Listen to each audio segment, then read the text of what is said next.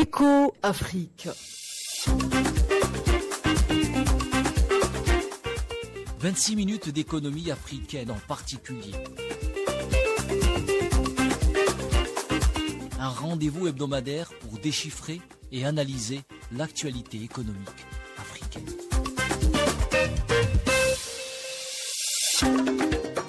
Chers auditeurs d'Afrique FM, bien le bonjour à vous. Vous écoutez Éco-Afrique, votre émission économique, l'émission qui décortique l'économie africaine pour vous. Alors, la semaine dernière, on avait parlé des déclarations du président algérien Abdelmajid Tebboune concernant les efforts de l'Algérie en matière d'économie africaine. On avait dit qu'à travers ces initiatives, Alger renforce son ancrage économique et stratégique en Afrique en misant sur une coopération mutuellement bénéfique. L'Algérie joue un rôle moteur dans le développement du continent, facilitant les flux commerciaux et en consolidant son réseau d'influence.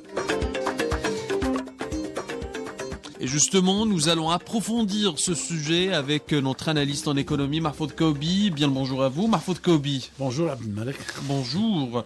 Samuel Akizimana, chef d'entreprise, bien le bonjour à toi. Samuel Akizimana. Bonjour. Bonjour. Et Mzoura Al-Hiani, chef d'entreprise également, bien le bonjour à toi. Mzoura Al-Hiani. Bonjour. Bonjour.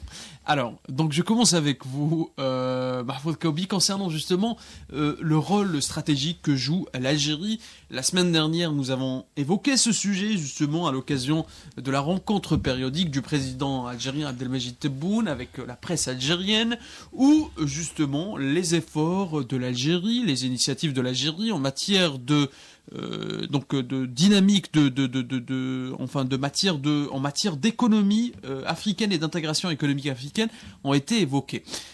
Justement, cette fois-ci, j'aimerais qu'on parle en profondeur justement de l'Algérie et de ses efforts en Afrique. On commence peut-être avec la finance. Trois banques algériennes ont été sont implantées en Afrique, 2 en Mauritanie, 1 au Sénégal. Donc est-ce que ces banques peuvent-elles concurrencer à long terme les établissements banquiers et financiers déjà implantés en Afrique ? Oui, c'est l'objectif même de l'implantation de ces 2 banques en Afrique. Il faut revenir aussi à l'histoire qui nous apprend que les établissements financiers sont généralement des fers de lance qui permettent donc aux opérateurs économiques, qui permettent aux acteurs économiques de s'implanter et d'intensifier leurs échanges. Prenons les États-Unis par exemple.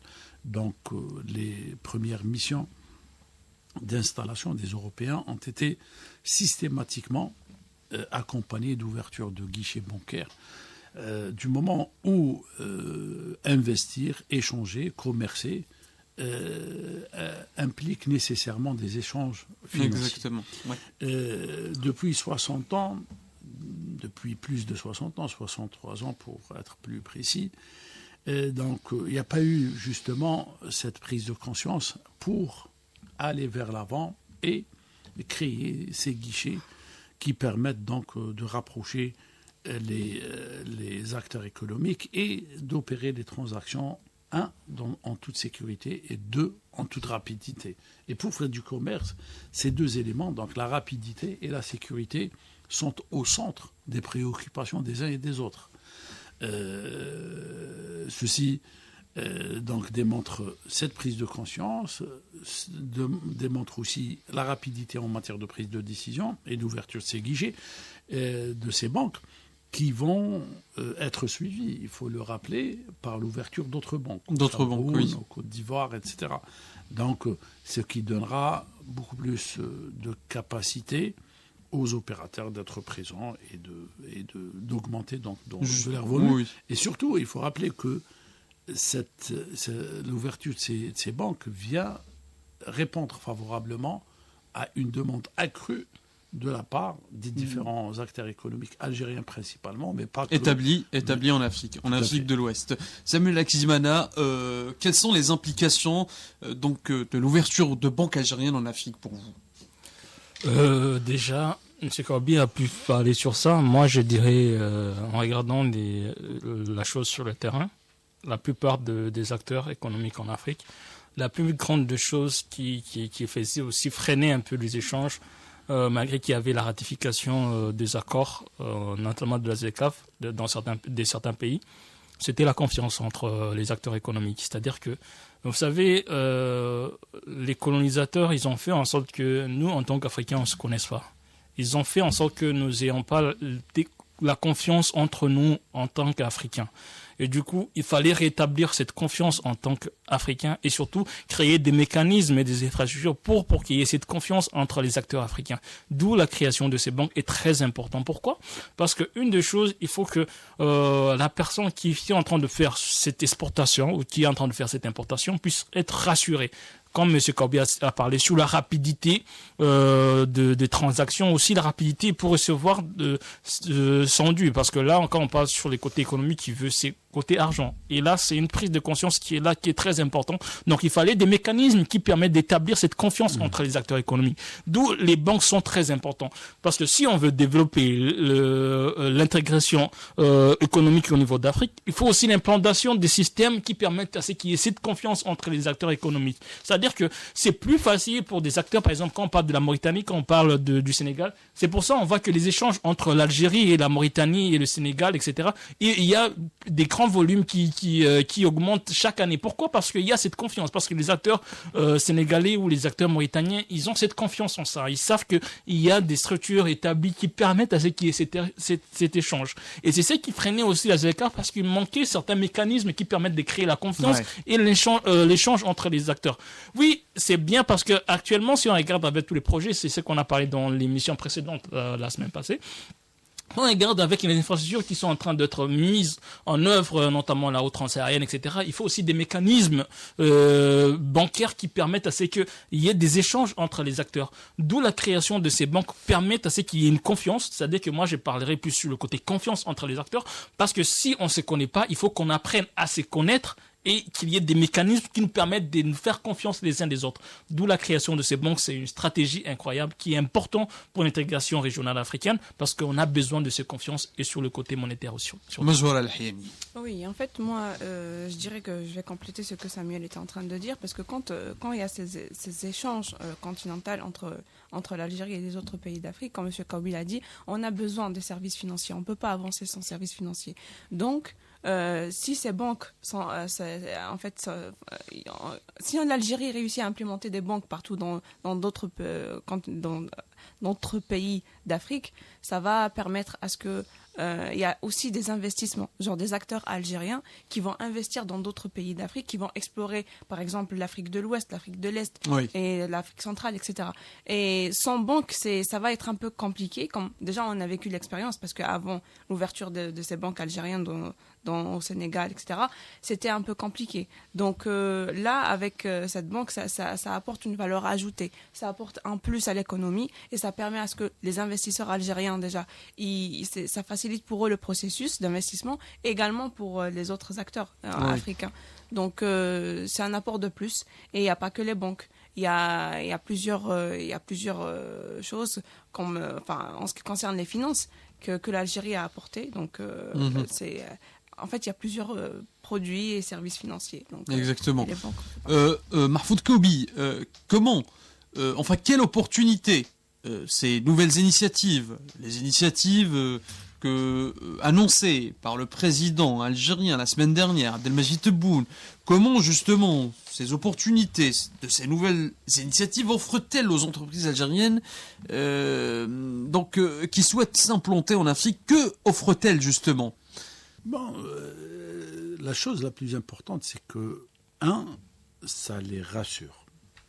Parce que les entreprises voulant s'exporter ou résidant en dehors des frontières nationales ont besoin de soutien.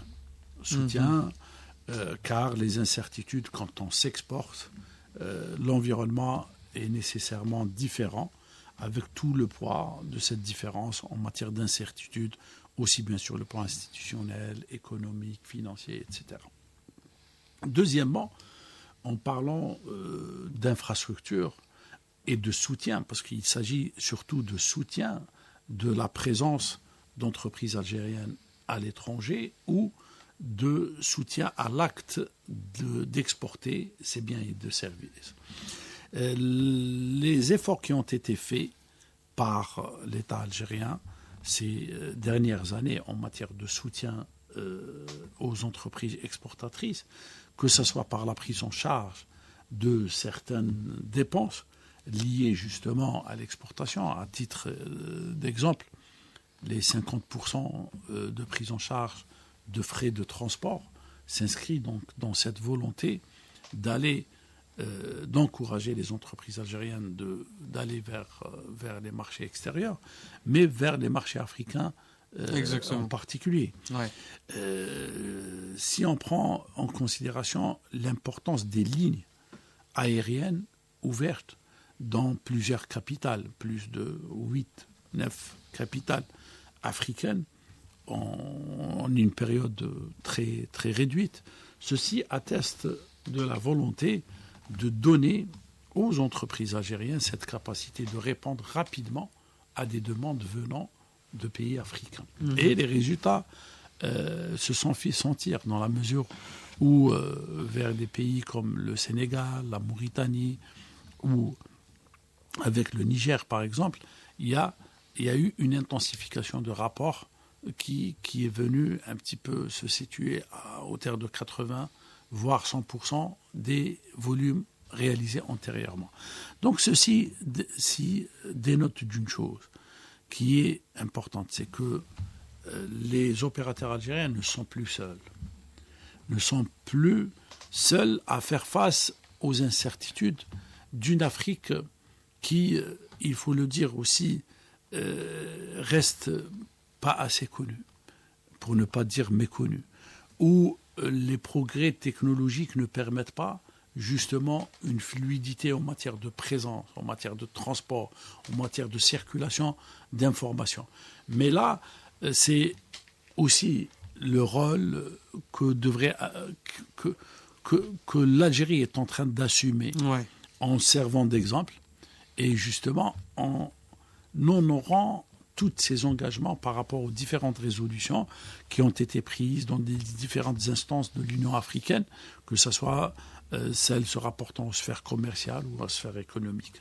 Donc, l'Algérie, encore une fois, montre la voie par le fait et non pas uniquement par la parole. Exactement, Samuel Akizimana, je vous pose la même question. Quelle opportunité ces nouvelles initiatives proposées et annoncées par le président algérien la semaine dernière offrent-elles aux entreprises algériennes, offrent-elles aux opérateurs économiques algériens, offrent-elles aux investisseurs algériens souhaitant s'implanter en Afrique ? Je montre un exemple un peu plus concret. Vous savez, sur le terrain, moi je parle parce que c'est une question qui nous touche à cœur parce que c'est des choses qu'on vit sur le terrain. Vous savez par exemple que dans certains pays, comme je parle par exemple de la Mozambique, vous savez qu'il y a certains acteurs qui importent de tout ce qui est... moi, je peux dire les curcuma ou le mot exact. Les épices. Les épices voilà. De l'Inde, alors que l'Inde les importe ça au niveau de la Mozambique. Vous savez, donc vous regardez cette trajectoire. Au lieu que les acteurs économiques algériens puissent l'importer directement auprès de la Mozambique, ils importent ça au niveau de l'Inde. Ce qui va aussi avec le prix et le coût. Non, ce qui est important avec ça, c'est-à-dire que lorsqu'il y a un climat de confiance établi en Afrique, vous savez ce qui va se passer. Ce qui va se passer, c'est que les acteurs, d'où le win-win. Les acteurs, que ce soit les acteurs algériens, que ce soit les acteurs mozambicains, vont permettre à ceux qui puissent faire des bonnes affaires. Parce que vous savez, quand tu fais des affaires avec ton frère, c'est différent de faire avec un étranger. Un étranger, il est là pour plus d'intérêt. Il n'y a même pas le côté, je peux dire... un peu sentimental qui peut y en être. Parce que, vous savez, s'il y a cette relation qui existe entre les acteurs mozambicains et les acteurs algériens, non seulement les acteurs algériens vont avoir des produits à des prix vraiment concurrentiels, et les acteurs mozambicains vont avoir une nouvelle opportunité, un nouvel marché qui va se créer auprès d'eux. Mais pour ça, il faut ce climat de confiance. C'est-à-dire le climat de confiance, d'où il faut investir dans les infrastructures pour qu'il y ait ce climat de confiance. Mais s'il y a ces infrastructures qui sont établies, ça sera bénéfique pour les deux parties.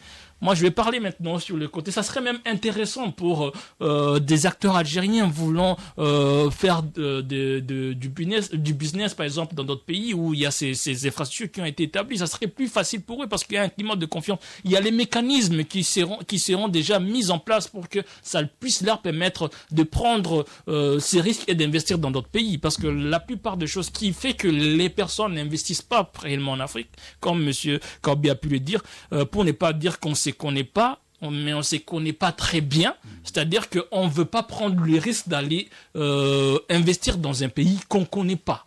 On ne veut pas prendre le risque de faire des transactions dans des pays qu'on ne connaît pas. Vous savez, que ce soit en Algérie, que ce soit dans d'autres pays, par exemple, on avait eu une conversation avec un acteur nigérien, et on lui avait posé la question en disant « Mais pourquoi vous préférez importer certains produits d'Occident au lieu de les importer directement aux pays voisins ou à d'autres pays qui sont en Afrique ?» Ils ont dit « Vous savez, ce qui nous empêche d'importer, c'est pas qu'on ne reconnaît pas la qualité des produits en Afrique. On sait la qualité des produits en Afrique. On sait que ces produits sont exportés en Occident et nous importons de l'Occident. Mais vous savez pourquoi ? Sur les climats et les mécanismes pour. En fait, il a confiance. Il préfère dépenser plus, mais être sûr de pouvoir obtenir le produit qu'il souhaitait et à un délai aussi favorable. Parce qu'il faut regarder aussi le délai de livraison des produits et des marchandises. C'est-à-dire que tout ça joue en jeu. Mais pour que ça puisse être favorable en Afrique, c'est pas qu'on ne veut pas commercialiser ensemble, mais il faut que ces mécanismes puissent être établis. Et lorsqu'une fois ces mécanismes sont établis, c'est d'où on est très favorable en rapport avec ce qui est en train de se passer en Algérie, avec les investissements qui sont en train d'être faits en Algérie, parce que lorsque ces mécanismes vont marcher comme il faut, ça va permettre à ce que les acteurs africains puissent commercialiser et puissent bénéficier des avantages de l'Afrique, notamment les acteurs algériens et notamment les acteurs subsahariens. Mazoura Al-Hiyani, êtes-vous d'accord avec Samir? Oui, je suis d'accord avec lui. Déjà, la semaine dernière, on a parlé de la position géostratégique de l'Algérie. Oui. Donc, ça permet à ces échanges aussi à l'ensemble des pays africains. L'Algérie va leur permettre de commercialiser, que ce soit à l'intérieur du continent, que ce soit avec le reste du continent africain. Et aussi, elle représente une grande opportunité en ce qui concerne le capital humain. Parce que quand on parle de l'Afrique, généralement, on dit que c'est un capital, enfin, c'est l'avenir. On a beaucoup plus de jeunes, etc. C'est l'avenir. Donc, l'Algérie va permettre aussi, sur ce secteur-là de l'opportunité de secteur humain, c'est le secteur de l'investissement aussi, parce que si l'Algérie, aujourd'hui, elle a investi dans tout ce qui est infrastructure, c'est comme si elle jette les bases pour un avenir, genre elle investit sur le long terme. Donc je dirais que l'Algérie aujourd'hui elle est sur la bonne voie, et comme les propos du président, on est sur une vision panafricaine aujourd'hui, donc et l'Algérie adhère à ces propos, et je dirais que c'est ce qui manque. En fait, en Afrique, c'est cette coopération qui nous manque aujourd'hui. Il faut qu'on soit unis, il faut qu'on consolide nos efforts et on avance ensemble. Exactement, Mazoura Al-Hiyani. Mahfoud Koubi, je me tourne vers vous. Quelles sont les difficultés que l'Algérie pourrait rencontrer dans la mise en œuvre de ces projets panafricanistes? Le plus grand défi qui correspond en réalité à des difficultés objectives, c'est le problème de synchronisation et le problème de rythme. Des fois, le fait d'être assez avancé par rapport aux autres ne constitue pas, si les conditions d'harmonisation ne sont pas assez bien prises en charge, ne constitue pas un atout et un avantage pour la dynamique du groupe. D'ailleurs, ce qu'on est en train d'observer aujourd'hui dans la mise en œuvre du projet de la ZLECAf est ce manque de cohérence dans la mise en œuvre. Donc on a des pays qui sont assez bien, je dirais, assez bien nantis, et qui, aussi bien sur le plan de la ressource financière que sur le plan de la maturation des processus, de la maîtrise des processus de mise en œuvre de tels accords. Par exemple, une assez bonne maturité et maîtrise de la chose fiscale, de la chose douanière, de la chose financière, etc. Ce qui leur permet de mûrir et de passer les étapes d'une manière assez rapide. C'est la même chose donc dans ce processus d'intégration que se veut l'Algérie. Je vous donne un exemple très concret pour que les auditeurs comprennent mieux. On va prendre le projet de la route transsaharienne. Oui. Un projet long de pratiquement plus d'une quarantaine d'années. Mais si on voit en matière d'engagement, le rythme du respect des engagements que l'Algérie a donné comme garantie, fait, et à le comparer avec d'autres pays. Ouais. Donc il y a un décalage assez important. L'Algérie a financé, l'Algérie a réalisé rapidement et a été au rendez-vous. La première à avoir terminé. Alors que la partie la plus longue, la partie voisine, est la plus difficile, ouais. Elle est en Algérie. Ouais. D'accord ? Donc ceci démontre que des fois, le fait d'être en avance par rapport aux autres est source de dysfonctionnement. Parce que des fois, c'est aussi source de frustration, ne serait-ce que sur le plan de la dynamique du groupe.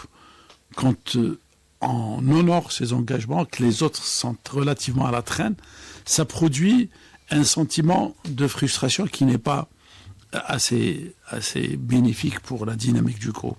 Deuxièmement, quand on est sur des processus pareils, on est sur une logique d'investissement. Donc, chaque dollar, chaque euro qui est mis en place est censé donner lieu à un retour sur investissement. Parce que c'est des logiques d'investissement dont il s'agit et elles doivent donner lieu à des retours sur investissement. Ouais. Et quand on voit les retards qui sont accumulés, je dirais que sur le plan économique, c'est en quelque sorte un échec du projet. Et l'Algérie a payé, a fait des choix, a affecté des ressources. Elle pouvait affecter les mêmes ressources pour d'autres besoins de développement. Mais convaincue de la justesse de la vision, de ses obligations par rapport à un continent africain et par rapport à ses voisins qui sont certes moins nantis en matière de moyens, elle a fait le nécessaire. Et à titre d'exemple aussi, pour le même tronçon, pour cette route transsaharienne, l'Algérie même a pris la décision d'assumer la mission de financement et de réalisation de parties qui sont, par exemple, au Niger. Ouais. D'accord. Et ceci prouve encore une fois que l'ambition n'est pas souvent la même. Exactement. Et ces instabilités, donc un autre problème, ces situations d'instabilité sont souvent à l'origine de la perte de vitesse et à une sorte de relégation des priorités et par rapport aux engagements initiaux. Quand il y a un gouvernement qui change dans un pays, donc systématiquement, les engagements antérieurs sont relégués à une seconde position par rapport. Et tout cela constitue donc des problèmes de synchronisation ou de manque de synchronisation qui font mal à l'action du groupe. Parce que quand on est un groupe, il faut l'une des conditions de réussite du travail en groupe, c'est qu'il y ait une synchronisation des efforts. Exactement. Contrairement au travail individuel, qui certes n'est pas porteur de la même dynamique ou des mêmes résultats, mais qui est beaucoup plus facile à mettre en œuvre. D'accord ? Donc il y a un problème de synchronisation. Deuxièmement, un problème de rythme. Les deux questions sont liées, mais le problème de rythme fait que quand on a des échéances, on est censé les respecter. Exactement. Sinon, ça vide, vous voyez, ça vide la logique du groupe de sa consistance et de sa capacité de créer plus que le travail individuel. Donc, c'est ce genre d'obstacle qui pourrait freiner l'élan et la volonté d'un pays locomotive comme l'Algérie par rapport au travail de groupe qui est censé Donc être mieux organisé, mieux encadré, mieux doté en moyens et surtout un travail qui doit faire l'objet d'une feuille de route, d'une